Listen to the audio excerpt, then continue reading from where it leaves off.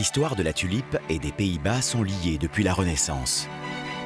Au printemps, les terres de Hollande se teintent de 1000 couleurs pour devenir l'Empire des fleurs. Parcourir ce chemin fleuri, c'est découvrir un pays de contraste social et culturel, à la fois si proche et si différent de nous.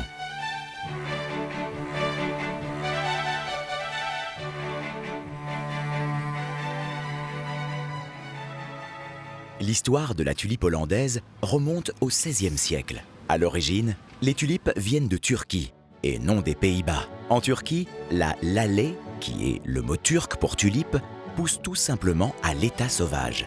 Au XVIe siècle, Constantinople est considérée comme l'une des plus belles villes du monde. Elle devient un centre de commerce, de communication et de culture. Les sultans ottomans adoraient la tulipe et les jardins des palais étaient abondamment ornés de cette fleur. Le siècle des tulipes en Turquie atteint son apogée au début du XVIIIe siècle. Chaque printemps, au moment de la pleine lune, dans les jardins du palais du sultan Ahmed III, une fête somptueuse est organisée pour célébrer les tulipes. Des centaines de vases précieux contenant les plus belles tulipes sont placés sur des étagères entourées de boules de cristal et d'étoffes colorées et étincellent sous la lumière des bougies. Le sultan Suleiman offrait en cadeau des bulles de tulipes à ses invités prestigieux. Un de ces invités était le flamand d'Ogier de Busbecq. La fièvre de la tulipe s'empare aussitôt du diplomate flamand. Ogier de Busbecq est représentant des Habsbourg d'Autriche à la cour de Soliman le Magnifique. Dans ses lettres, il décrit la beauté des tulipes avec beaucoup d'enthousiasme. Il fait parvenir quelques bulbes à fleurs à son ami Carolus Clusius. Ce Clusius était un savant francophone et botaniste en chef des jardins d'herbes aromatiques de l'empereur d'Autriche. Il est devenu si attaché à ces fleurs peu communes qu'il offrit aux tulipes une place d'honneur dans le jardin. Clusius est devenu professeur à Leiden et il a emporté les bulbes de tulipes aux Pays-Bas. Il a effectué toutes sortes d'expériences et de recherches avec les bulbes. Et il a cultivé les tulipes dans le jardin de l'Hortus botanicus de Leiden. Grâce au sol sableux du littoral hollandais, la culture de la tulipe devint un véritable succès. Et l'histoire raconte qu'il réclamait des sommes tellement exorbitantes pour ces bulbes que personne ne voulait les acheter. Quelques marchands qui avaient le sens des affaires et pouvaient difficilement accepter ce fait, se glissèrent dans son jardin et dérobèrent les bulbes. Les bulbes volés constituèrent le matériel de départ pour la culture des tulipes en Hollande. C'est donc ici que la fièvre hollandaise pour la tulipe débuta, là où Clusius commença la culture des tulipes dans cette petite parcelle de l'Hortus botanicus de Leiden. Clusius était plutôt vieux quand il est arrivé ici. Il avait 67 ans. Il entamait une nouvelle carrière. Il a eu un accident et a eu du mal à marcher. Il était de la petette noblesse du nord de la France. Un noble ne travaille bien sûr pas sur ses genoux. Il avait alors engagé un pharmacien de Delft. Et ensemble, ils ont créé l'Hortus botanicus de l'université de Leyde en 1594. Ils y ont planté des bulbes de tulipes. 3 ans plus tard, vous pouviez acheter des tulipes à Leyde qui avaient été volées à l'Hortus botanicus. Le jardin original, mis en place par Clusius, ne faisait que quelques mètres carrés, mais contenait plus de 1000 espèces végétales différentes.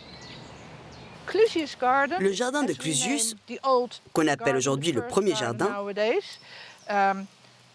n'était pas un jardin médicinal, mais un jardin de collection, parce que Clusius n'était pas un médecin, mais un collectionneur.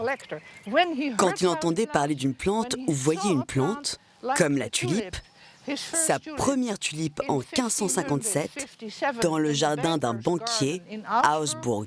Il voulait la voir. Il suppliait, il écrivait, il demandait, il voulait payer, il voulait échanger.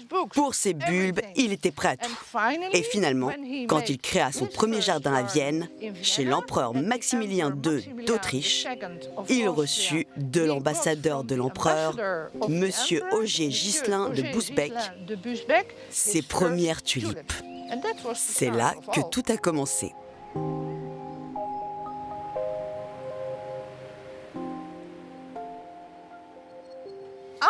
Après Clusius est née la tulipomanie. Ça a duré de 1620 jusqu'en février 1637. Soit après la mort de Clusius, en avril 1609 à Leyde. À cette époque, les tulipes étaient toujours replantées ou restées dans le sol au même endroit. Ce n'est pas la bonne méthode, car elles attrapent toutes sortes de maladies. Ainsi sont apparues les tulipes flammées magnifiques avec leurs couleurs dégradées. C'était dû à un virus, mais sans microscope électronique, ils étaient incapables de le voir. Et ces tulipes les enchantaient. Nous savons qu'une des tulipes les plus célèbres, seulement un bulbe, a été vendu, ou plutôt échangé, contre une maison nouvellement construite à Amsterdam, sur le Ehrengracht. Un bulbe contre une maison. Ces maisons valaient à l'époque 5000 florins d'or et maintenant elles valent 14 millions. Il existe une histoire très triste. Un homme très riche, avec un beau manteau, toujours coiffé d'un chapeau, rentra à la maison. Il enleva son manteau, posa sa canne et son chapeau sur la table, il enleva ses gants et s'apprêta à parler et à dîner avec sa femme et ses enfants. Il posa son bulbe de tulipe sur la table. Après le dîner, il chercha son bulbe de tulipe. Impossible de le trouver. Qui a vu mon bulbe? Où est mon bulbe? Mon bulbe précieux. Lorsque la cuisinière, toute rouge, dit « Vous l'avez mangé dans votre salade comme un oignon, monsieur ?» Je pense que pendant quelques minutes, il a dû éprouver la vraie fièvre des tulipes. En un rien de temps, la popularité des tulipes se répandit dans une grande partie de l'Europe. Elle demeurait surtout réservée aux riches. Mais le prix de la tulipe ne cessait d'augmenter et en 1634, il connut une véritable explosion. Ce fut le début de la tulipomanie, aussi appelée la crise des tulipes. Avec la tulipomanie, le commerce des bulbes devint une véritable spéculation. En tête de liste se trouvait la Semper Augustus. Son prix le plus élevé atteignit 5000 florins. Mais l'argent n'était pas le seul moyen de paiement. À l'époque, les marchandises s'échangeaient ou se payaient souvent en nature.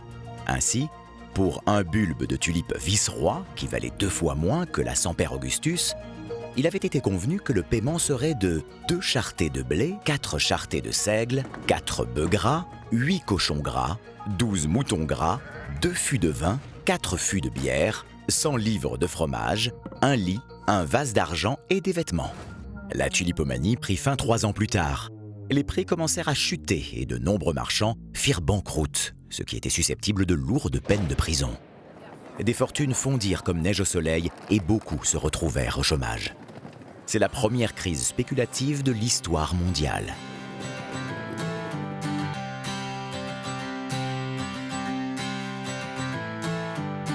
Nous quittons Leiden en direction de Delft, qui fut une importante cité de l'âge d'or hollandais. C'est la ville qui a vu naître le peintre Johan Vermeer et qui abrite une tradition de porcelaine vieille de 400 ans.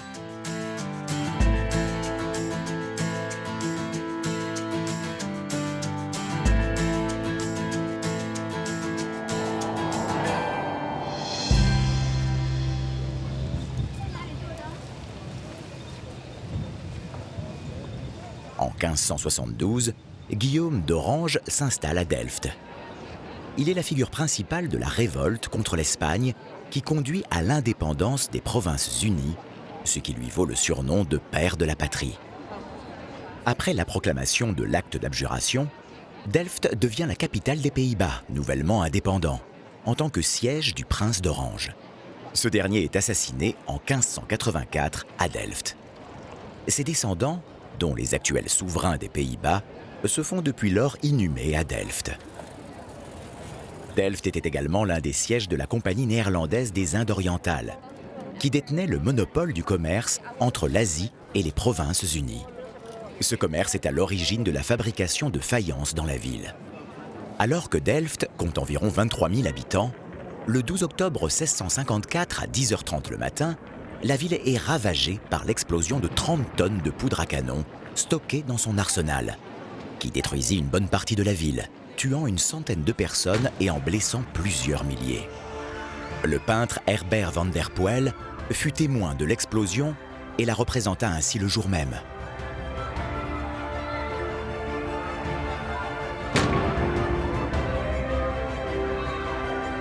Encore florissante, la ville décline dans la seconde moitié du siècle, au profit d'Amsterdam et de Rotterdam. Seule l'industrie de la faïence demeure prospère.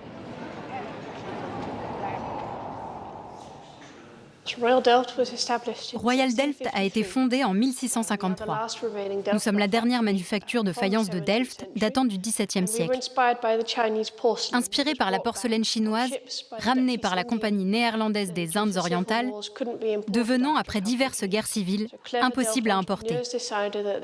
Des entrepreneurs malins ont décidé de copier ce qui était importé de la Chine, en l'adaptant afin d'en faire un produit typique de Delft. C'est ainsi qu'est née la faïence de Delft. Dans le XVIIe siècle, il y avait deux produits principaux. Outre la faïence de Delft, les tulipes faisaient fureur. C'était la tulipomanie au XVIIe siècle. Et si vous pouviez vous offrir une belle tulipe, vous aviez besoin de quelque chose pour la mettre en valeur. D'où la production de nos vases et nos pyramides à tulipes.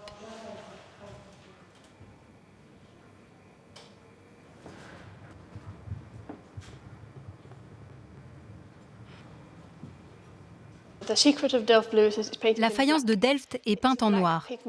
Nous utilisons un oxyde de cobalt noir. Une réaction chimique dans le four le transforme de noir en bleu. Mélanger la peinture à l'eau crée des différentes nuances. Plus vous rajoutez d'eau, plus la nuance est claire et vice-versa. Ainsi est créée la faïence de Delft. C'est le même procédé depuis le XVIIe siècle. Nous commençons la peinture avec un poncif. Ce poncif, contenant des petits trous, est posé sur l'objet. Les lignes sont calquées avec du fusain. Ainsi, ils obtiennent les contours sur l'objet.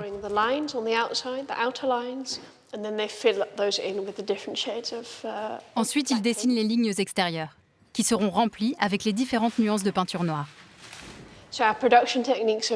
Les procédés de production sont restés les mêmes depuis le XVIIe siècle.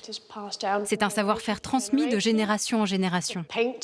Les ingrédients de peinture ont changé, les ingrédients d'argile ont changé, mais la technique est restée la même depuis l'âge d'or hollandais.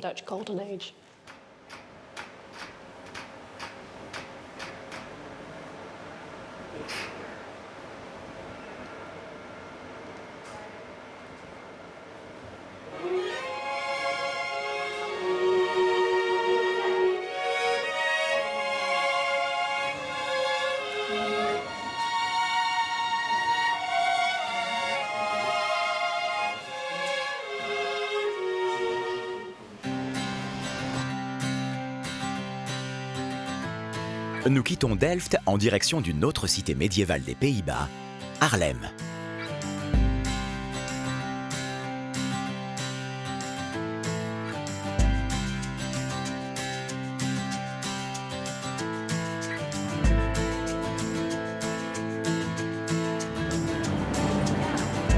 Haarlem fut fondée au IXe siècle. La ville servit aux protestants français, flamands et lorrains en proie aux persécutions dans leurs pays respectifs. Le centre historique de Haarlem compte près d'1 millier de monuments protégés. Le cœur de la ville est constitué par le Grote Markt, la Grande Place. Au centre de la place trône l'église Saint-Bavon. Elle est la plus grande église protestante de la ville néerlandaise d'Haarlem. La guerre de 80 ans éclate en 1568 et la cité se retrouve au cœur du conflit opposant les troupes de la maison de Habsbourg à Guillaume d'Orange, favorable à la réforme protestante. En 1577, l'évêque Gottfried von Mierlo ratifie les accords de Vert, assurant une liberté de culte aux catholiques en échange d'une allégeance à Guillaume d'Orange plutôt qu'à Philippe II d'Espagne.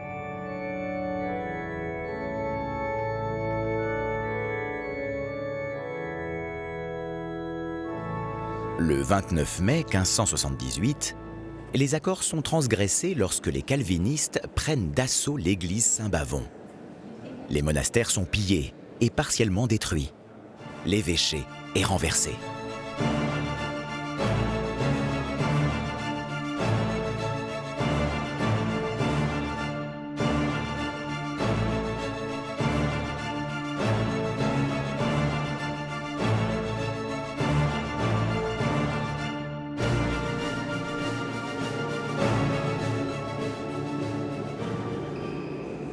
L'Église est convertie au protestantisme.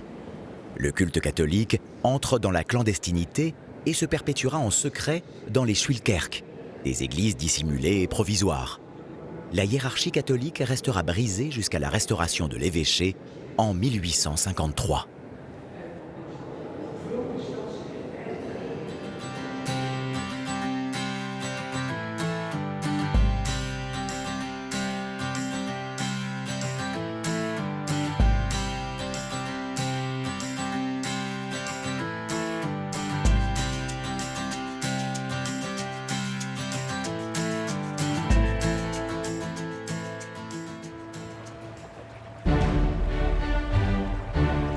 Nous sommes ici dans la capitale des Pays-Bas, Amsterdam.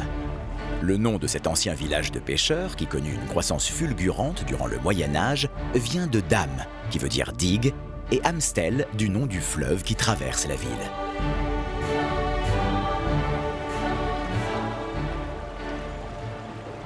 Aujourd'hui à Amsterdam, c'est le Koningsdag. Le Koningsdag est la fête nationale des Pays-Bas. On y célèbre l'anniversaire du roi Willem-Alexander, couronné en 2013. Les familles et les fêtards se croisent le long des canaux et les déguisements orange sont de rigueur.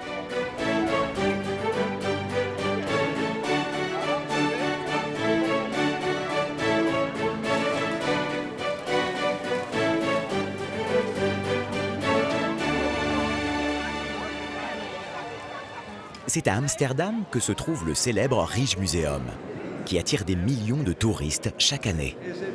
On y trouve bien sûr des toiles majeures des maîtres hollandais de la Renaissance, comme la Ronde de nuit de Rembrandt ou la Laitière de Vermeer. Mais aussi un certain nombre de toiles qui témoignent de l'engouement pour la fleur à bulbes.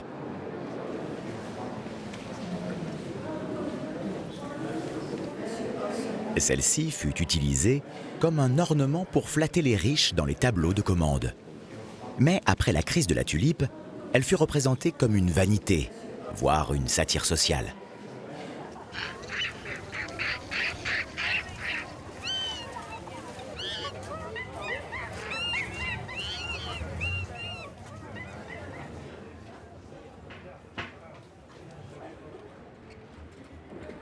Récemment, d'autres fleurs ont fait la réputation des Pays-Bas. Il y a énormément de tourisme à Amsterdam. Les gens viennent pour Kokenhof, pour les tulipes, et j'ai appris que 24% des touristes viennent pour le cannabis. Et cela continuera à faire venir du monde à Amsterdam.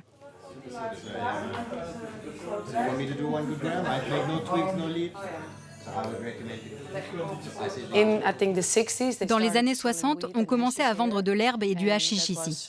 Et c'était bien sûr illégal. Mais il y avait tellement de points de vente que le gouvernement a décidé d'établir des endroits où il était toléré d'en vendre.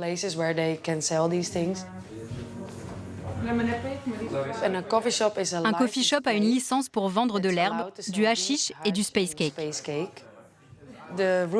Il y a les règles suivantes. Les clients doivent avoir 18 ans. Vous ne pouvez pas vendre plus de 5 grammes par personne, au risque de perdre votre licence. Et vous ne pouvez vendre ni alcool, ni drogue dure. Si vous suivez ces règles, vous avez un joli coffee shop comme celui-ci. Je pense que les Hollandais sont très ouverts à ce sujet. Ils l'adoptent au lieu de le criminaliser. Les Hollandais connaissent bien toutes les cultures. Même dans le cannabis, il y a tant de croisements. Nous le comparons souvent au vin ou aux tulipes. Il existe tant de variétés de tulipes. Et avec le cannabis, c'est la même chose. Nous parlons peu des cultivateurs en Hollande, car c'est illégal. C'est donc très étrange. Nous vendons de la marijuana, du hashish et du space cake, mais personne ne le produit. Car le transport est illégal, la culture est illégale, le stockage est illégal, en faire des extractions est illégal, faire du space cake est illégal. C'est vraiment étrange. C'est vraiment dur à comprendre pour les étrangers. Ce système existe maintenant depuis 40 ans. Il est temps que les choses changent. Si la culture devient légale, nous pourrons en acheter légalement, ou peut-être avoir une licence pour en faire pousser nous-mêmes. S'ils règlent cette situation, nous en serons très heureux. C'est une nécessité. Quand vous regardez les autres pays qui légalisent et régulent l'herbe, pour nous, il est aussi temps d'avancer.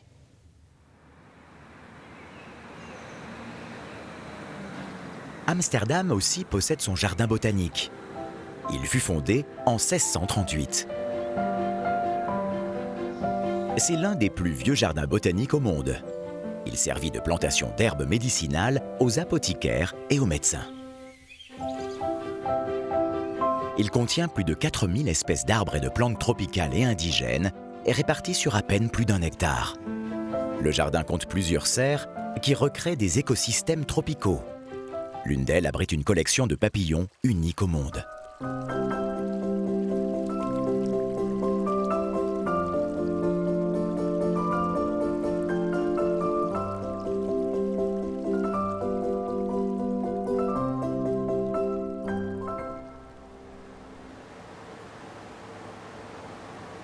La collection initiale du Hortus botanicus fut thésaurisée durant le XVIIe siècle grâce à des plantes et des graines ramenées par des marchands de la Compagnie néerlandaise des Indes orientales pour être utilisées comme médicaments. Ce seul et unique plant de café, le Coffea arabica, provenant de la collection du Hortus, servit de parent à la totalité des cultures de café en Amérique centrale et en Amérique du Sud. Pareillement, 2 petits palmiers à huile en pot ramenés de Maurice par la compagnie donnèrent des graines au bout de 6 ans. Et celles-ci servirent à propager la plante à travers tout le sud-est asiatique, devenant la source principale de revenus des Indes orientales néerlandaises et maintenant de l'Indonésie.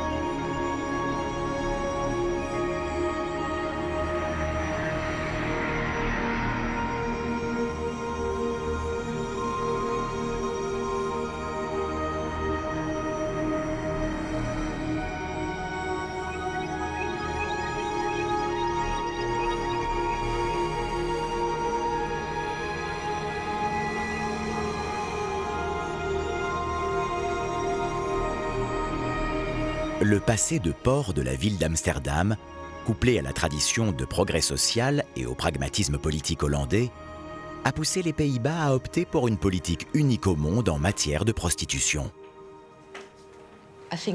Dans toutes les villes portuaires du monde, il y a des quartiers comme celui-là. Après des mois en mer, quand les marins arrivaient dans un port, ils voulaient 2 choses, se saouler et avoir des rapports sexuels. Ça n'était pas toujours très apprécié. Notamment quand la réforme est arrivée, les protestants stricts, la prostitution faisait mauvais genre. Mais finalement, c'était comme avoir l'égout à côté du palace. C'est une bonne comparaison, parce que les hommes, c'est ce que l'on pensait à l'époque, avaient besoin de rapports sexuels réguliers, sans quoi leur cerveau aurait dysfonctionné. On pouvait ne pas aimer les prostituées, mais on en avait besoin. C'était toléré.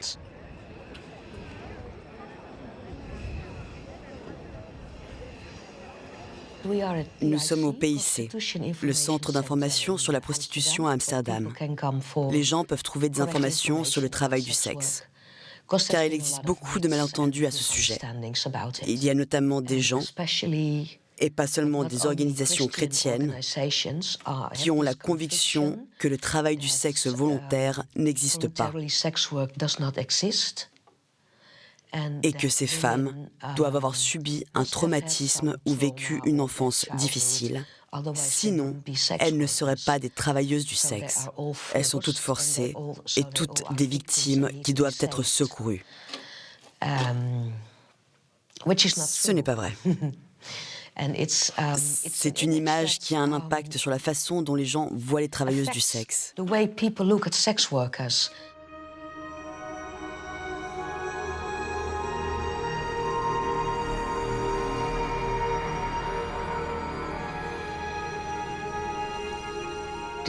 Les Néerlandaises sont en minorité. Il n'y a que très peu de femmes néerlandaises. La raison pour laquelle les filles de l'Est, par exemple, choisissent de travailler ici, c'est parce que c'est très sûr de travailler ici, dans le quartier rouge, car c'est très réglementé. Les filles doivent être inscrites à la Chambre du commerce. Ce sont donc toutes des entrepreneuses indépendantes et elles louent un espace de travail. Les fenêtres ne peuvent s'ouvrir que de l'intérieur. Les vitres sont très solides et on y trouve des boutons d'alerte à l'intérieur et il y a beaucoup de systèmes de vidéosurveillance. Un des aspects qui rend le quartier rouge unique dans le monde est le fait qu'il soit si ouvert. Il y a un square, une église, des cafés, des restaurants. Il y a des travailleuses du sexe, mais aussi une garderie d'enfants.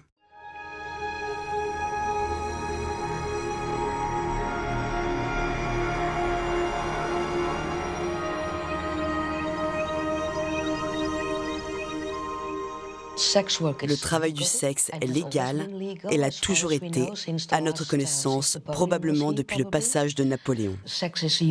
Le sexe est humain, c'est un droit humain et aussi un besoin. Vous devez être intime avec une personne pour pouvoir fonctionner correctement. J'aimerais rajouter qu'il existe aussi des organisations qui servent d'intermédiaires entre des travailleuses du sexe spécialisées et des personnes invalides, comme des handicapés mentaux ou des personnes avec un retard mental, parce qu'ils ont les mêmes besoins.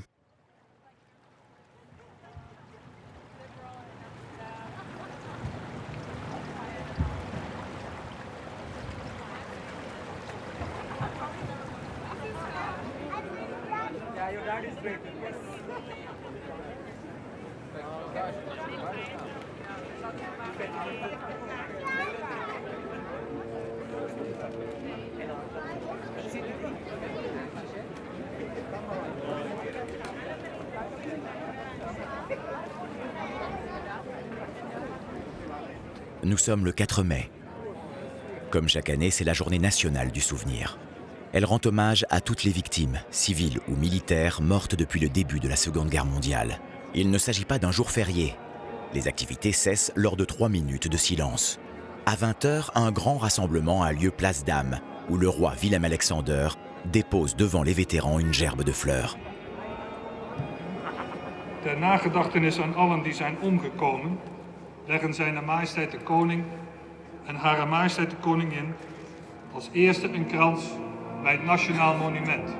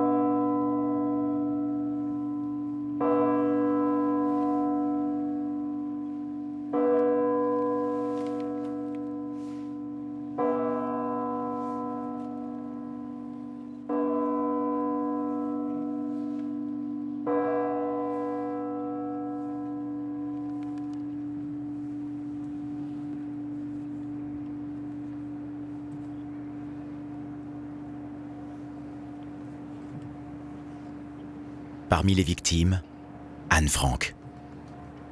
Anne Frank est née le 12 juin 1929. Elle est la fille d'un officier allemand décoré pendant la Première Guerre mondiale.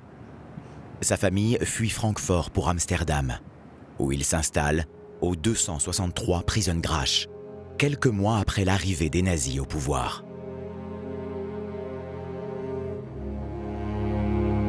Anne Lane, ou la petite Anne, comme l'appelait sa mère, reçoit un carnet de son père. Elle y consignera ses peurs, ses rêves et ses ambitions de devenir écrivaine et journaliste. En 1942, la solution finale débute. La famille aménage une annexe au fond de la maison familiale.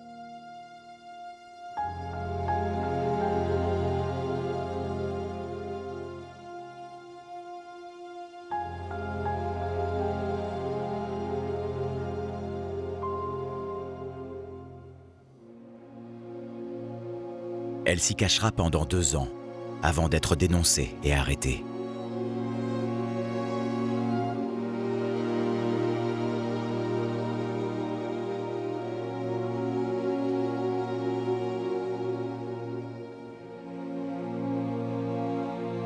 Elle laisse derrière elle ce témoignage de la vie d'une jeune fille juive expressive, énergique et extravertie durant l'occupation. Je vois le monde transformé de plus en plus en désert.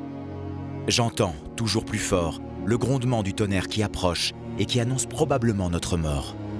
Je compatis à la douleur de millions de gens et pourtant, quand je regarde le ciel, je pense que ça changera et que tout redeviendra bon, que même ces jours impitoyables prendront fin et que le monde connaîtra de nouveau l'ordre, le repos et la paix. Déportée au camp d'Auschwitz-Birkenau, elle décédera 6 mois plus tard. Elle avait 15 ans.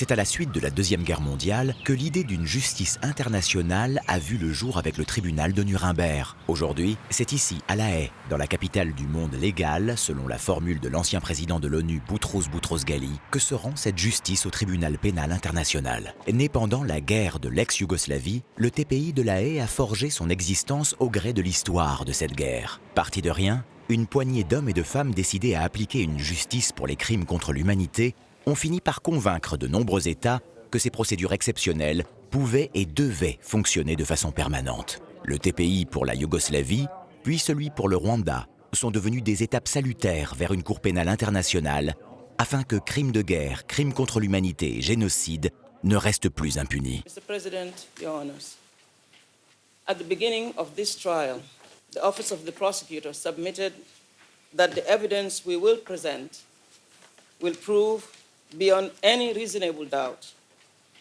that Mr. Thomas Lubanga, in a common plan with others, systematically recruited children under the age of 15 and used them in hostilities.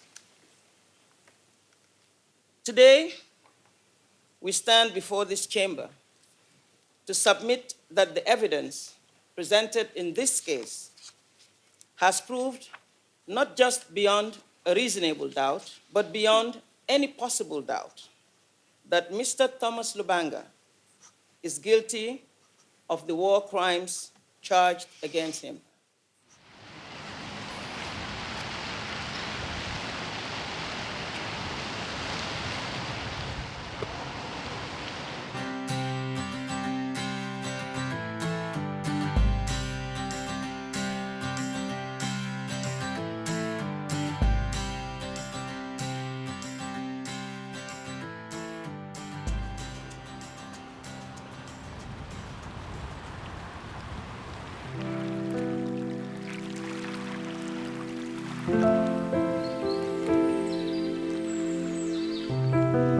Bien que les grandes villes représentent l'attrait majeur des Pays-Bas, le littoral possède un charme certain. De nombreuses petites bourgades ornent la côte.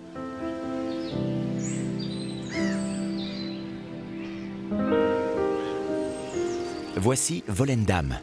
C'est un petit village de pêcheurs qui semble posé au bout du monde. Bien que Volendam soit assez touristique, le port et le centre du village sont restés authentiques.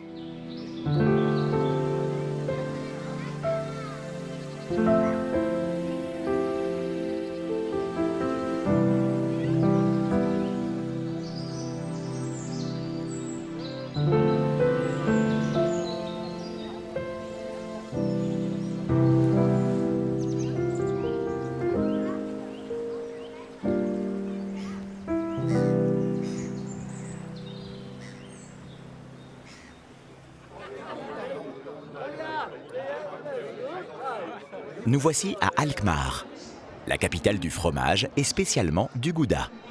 Le village est installé sur un banc de sable légèrement surélevé, qui lui offre une protection accrue contre les inondations.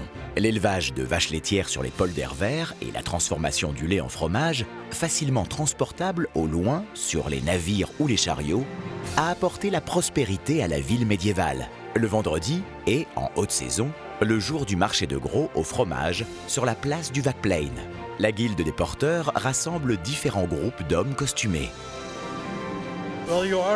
Vous êtes ici à Alkmaar, et plus précisément au marché au fromage. Ce marché au fromage existe depuis 426 ans. Le premier marché au fromage a eu lieu en 1593, et au fil des années, il est devenu le plus grand marché au fromage au monde. À l'époque, Alkmaar était entouré d'eau. Il y avait notamment de grands lacs. Certaines personnes d'Amsterdam ont asséché la région. Et quand l'eau a disparu, les paysans sont arrivés. Ils ont commencé à faire du lait, du beurre et du fromage. Et le marché s'est agrandi d'année en année. Voilà comment ça a commencé.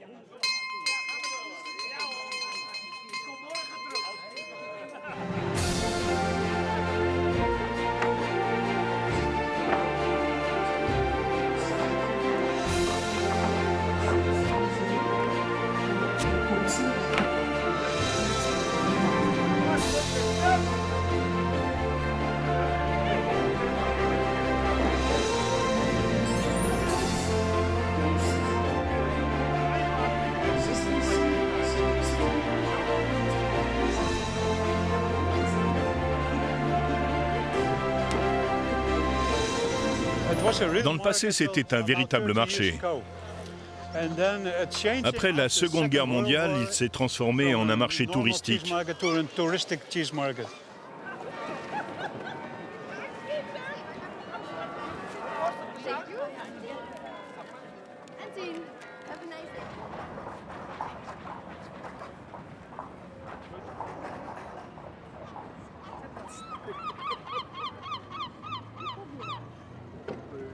Hanoi, 130 gram, 5 cents. Rijksmuseum, 5 cents.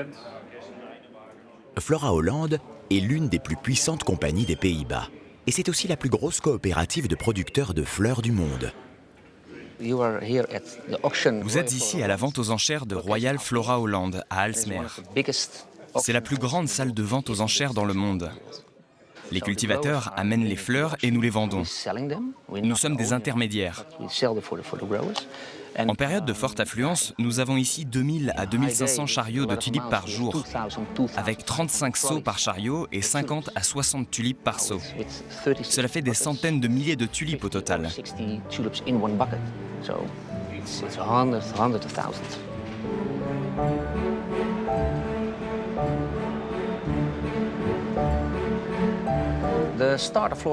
Flora Holland s'est créée dans un café. Les cultivateurs vendaient leurs propres fleurs et les acheteurs étaient extrêmement doués pour faire marcher la concurrence. Les cultivateurs décidèrent alors de changer les règles du jeu.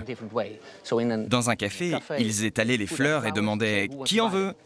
Le plus rapide achetait les fleurs avec la meilleure enchère. Ensuite fut créé le système du cadran hollandais, afin de vendre une grande quantité de fleurs en peu de temps pour qu'elles arrivent fraîches à destination. Et voilà le résultat. Contrairement aux enchères traditionnelles, nous utilisons le système de vente aux enchères descendante. Un système très rapide. Si je compte sur un prix de 50 centimes, je commence sur le cadran à 80 centimes. L'aiguille sur le cadran descend et l'acheteur qui appuie sur le bouton est toujours l'acheteur le plus rapide. Il récupère la quantité voulue et ainsi de suite jusqu'à la vente totale du lot. Hoping, 25 gram theeblikken.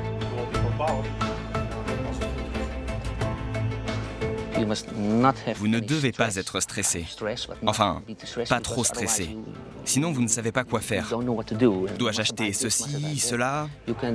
Vous avez 10 cadrans devant vous et vous devez faire votre choix. Alsjeblieft, succes. 4, 16 pink, 35 grappers. Nog wel de zenuwen. Nee. Hoping, 48 gram. C'est un produit frais et nous devons être très rapides pour que les fleurs, les plantes arrivent chez les acheteurs depuis la salle de vente. Tout est une question de temps. Il faut agir le plus vite possible.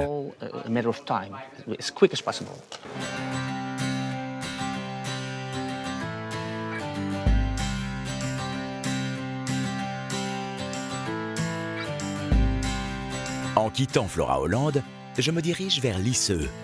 Ici, la floriculture s'est imposée au milieu du 19e siècle, en particulier avec les tulipes, dont les rangées des vastes champs aux couleurs caractéristiques rouges et jaunes, bleues et blanches, ornent le paysage. Lisseux est aussi la ville qui abrite le fameux Keukenhof.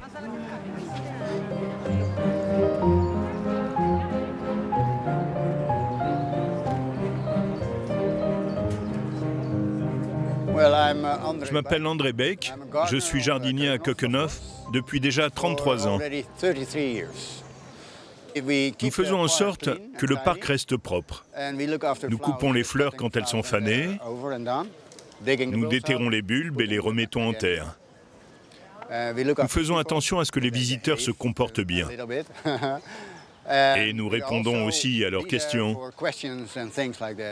C'est un emploi vraiment agréable, parce que nous devons être aimables. Et le travail n'est pas si compliqué que ça, c'est du petit jardinage. À Keukenhof, les tulipes sont trop nombreuses pour qu'on puisse les compter. Il y a plus de 1000 variétés, et chaque année elles changent. Parfois nous les baptisons, nous demandons aux dignitaires de les baptiser. Et ça continue sans cesse, année après année. Les bulbes sont fournis gratuitement par les exposants. Les architectes du parc imaginent des massifs environ 1 an à l'avance.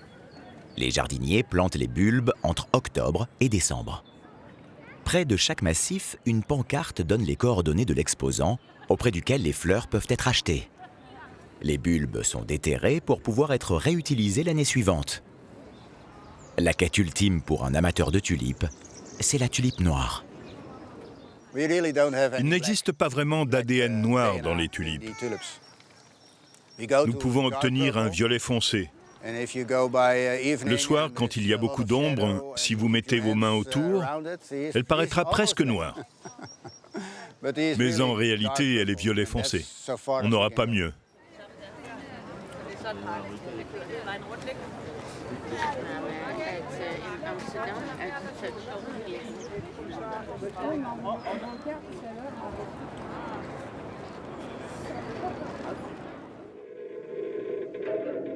Au sein du Keukenhof, trône un moulin à vent datant de 1892. Il fut installé dans le parc en 1957 pour une plus grande authenticité. Il permet d'avoir un point de vue en hauteur sur les champs alentours.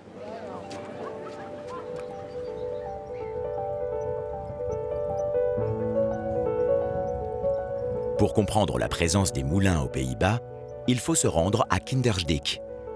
Cette ville est située dans une région à haut risque d'inondation. Un système de digues, de drainage des eaux, fut construit au XIIe siècle et complété vers 1740 par l'édification de nombreux moulins à vent typiques de cette province de Hollande méridionale. Le groupe actuel, qui comporte 19 moulins à vent, est à la fois le plus important et le mieux conservé des Pays-Bas. Ce village tient son nom d'une légende qui rapporte qu'un chat aurait réussi à maintenir en équilibre un bébé dans son berceau qui flottait à la dérive sur la rivière. La digue sur laquelle le berceau serait échoué a été nommée Kindersdijk, la digue de l'enfant. Ces moulins à vent de Kindersteg représentent un témoignage historique de l'ingénierie hydraulique. Et ce site bénéficie d'un classement au patrimoine mondial de l'humanité par l'UNESCO depuis 1997. Et c'est l'un des sites les plus connus et fréquentés des Pays-Bas.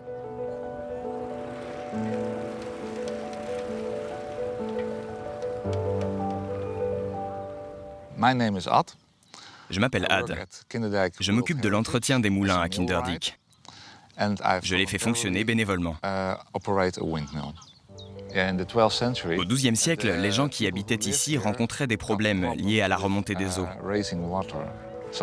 Ils créèrent alors des digues et des écluses, ce qui leur permit de garder les pieds au sec. Mais après 100 ou 200 ans, le système ne fonctionnait plus. Ils construisirent alors des moulins à vent dans la partie la plus basse de la région et ils pompèrent l'eau de la partie la plus basse vers la partie la plus haute.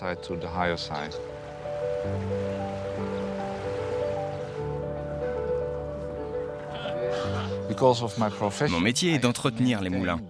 Je dois tous les garder en état. On m'a proposé de m'installer dans celui-ci. Le but initial était de l'entretenir, pas d'y vivre. Mais c'est bien.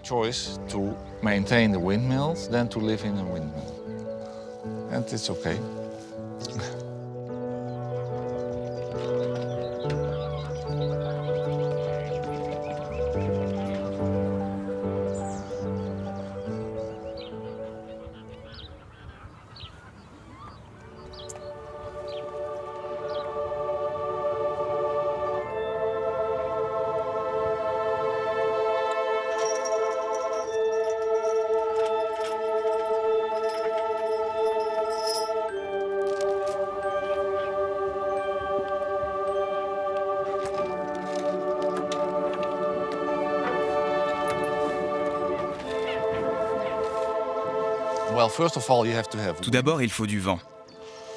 À ce moment-là, vous libérez l'aile et vous cherchez la direction du vent. Quand vous savez d'où il vient, vous tournez la calotte vers le vent pour que les ailes le prennent bien.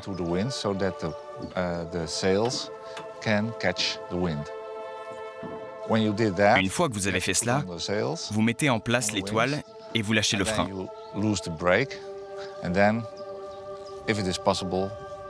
Et là, si tout va bien, si vous avez assez de vent, le moulin se mettra à tourner et pompera l'eau.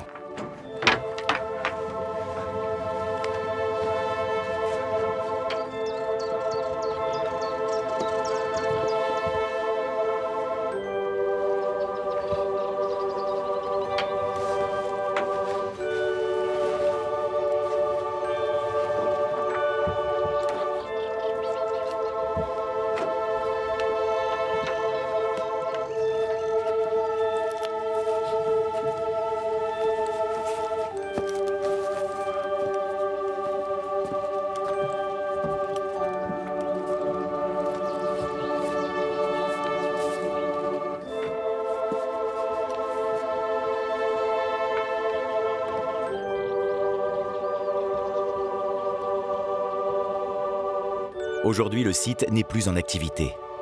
La vapeur, puis l'énergie électrique, ont offert des nouveaux moyens de drainage et le site de Kindersteg est devenu un monument.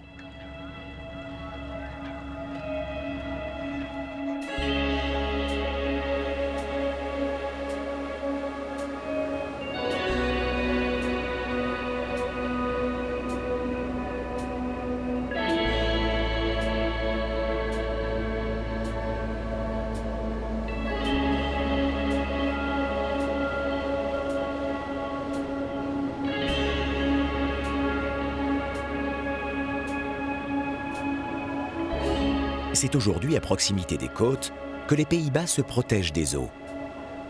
Le plan Delta, comprenant un barrage anti-tempête, des digues, des barrages et des écluses, est un projet fascinant pour ceux qui veulent savoir comment les Hollandais gèrent l'eau et se protègent contre cet élément naturel.